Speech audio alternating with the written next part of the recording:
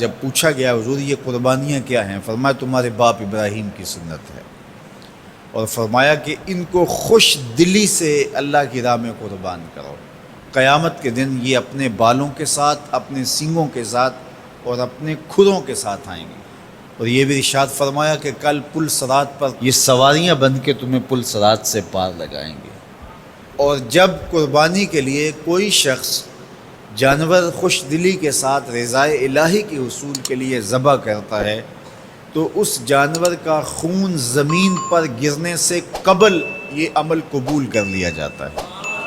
اور یہ بات بھی ذہن میں رکھیے گا کہ ایام نہر یہ 3 دن جو خون بہانے کے ہیں، 10، 11 اور 12 تاریخ، ان ایام میں آپ جو بھی عمل کریں، نماز پڑھیں اور دیگر صالح اعمال کریں، بہت قابل قبول ہیں اور اللہ ان کو قدر کی نگاہ سے دیکھتا ہے۔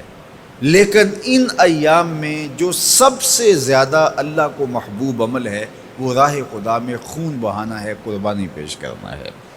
تو قربانی کا کوئی اور متبادل نہیں ہو سکتا۔ کچھ لوگ یہ فلسفہ ان دنوں کے اندر بیان کرتے ہیں کہ 20-50 ہزار کی قربانی کرنے کی بجائے اتنے اگر کسی غریب کو دے دیے جائیں تو اس کے 2-3 مہینے خیریت سے گزر جاتے ہیں، اور وہ گھر کے اندر جو ہے وہ ضرورت کی چیزیں ڈال لے تو گوشت تو 2-4 دن کے اندر کھایا پیا جاتا ہے، ختم ہو جاتا ہے۔ لیکن اگر اتنے پیسے کسی غریب کے گھر دے دیے جائے تو یہ اچھی بات ہے۔ تو اسلام کب اس عمل سے روکتا ہے؟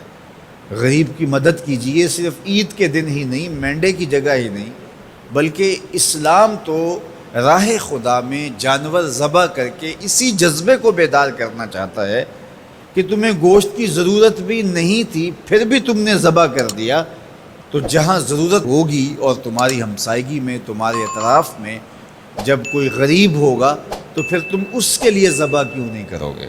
اس کے لیے تم قربانی کیوں نہیں کرو گے؟ اِثار کیوں نہیں کرو گے؟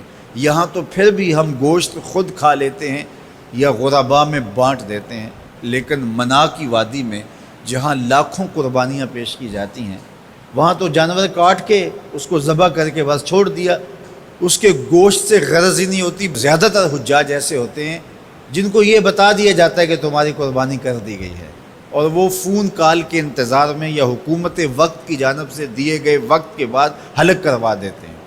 تو انہوں نے نہ اپنا جانور دیکھا ہوتا ہے، نہ اس کو ذبح ہوتے دیکھتے ہیں، تو صرف انہیں ٹائم بتلا دیا جاتا ہے یا ان کو کال کر دی جاتی ہے تو یہ ان کے لیے کافی ہوتا ہے۔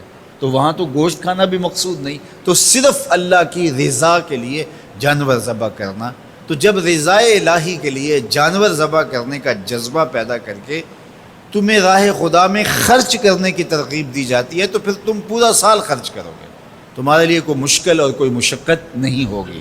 لیکن اگر تم جو ہے وہ اس جذبہ خیر سے نور حاصل نہیں کرو گے تو پھر تمہیں یہ دولت نصیب نہیں ہوگی۔ تو سب سے افضل عمل ان 3 ایام کے اندر جو بتایا گیا وہ یہی ہے کہ راہ خدا کے اندر خون بہانا ہے۔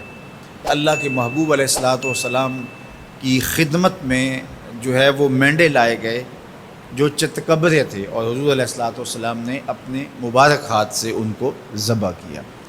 تو عید قرباں یہ ایثار کی عید ہے، یہ قربانی کی عید ہے، اور اسلام ہمیں قربانی سکھاتا ہے۔ اسلام لمحہ لمحہ قربانی ہے، ایک ایک ساعت اسلام قربانی کا نام ہے، اور ہمیں درس زندگی یہی دیا جاتا ہے کہ ہم قربانی سے اپنی زندگی کو عبادت کریں۔